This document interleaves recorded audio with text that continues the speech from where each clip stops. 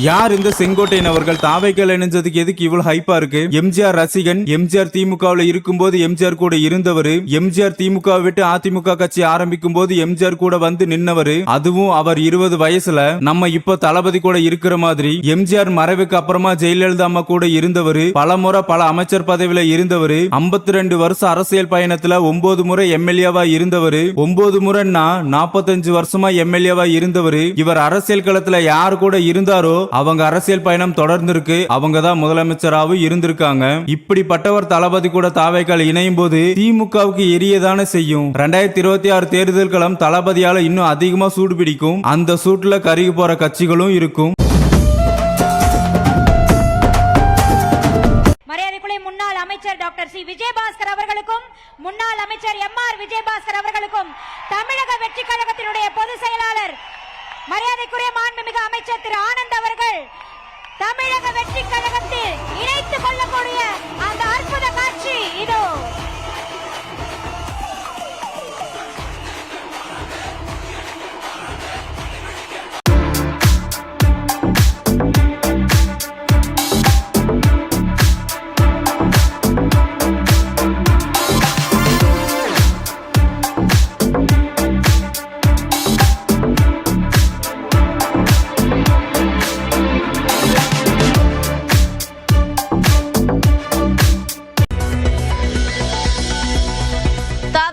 இணையும் அதிமுக முன்னாள் அமைச்சர் பச்சமால், முன்னாள் எம்பிக்கள் பாலகங்கா, வனரோஜா, இளவரசன் உள்ளிட்டோரும் இணைகின்றனர்.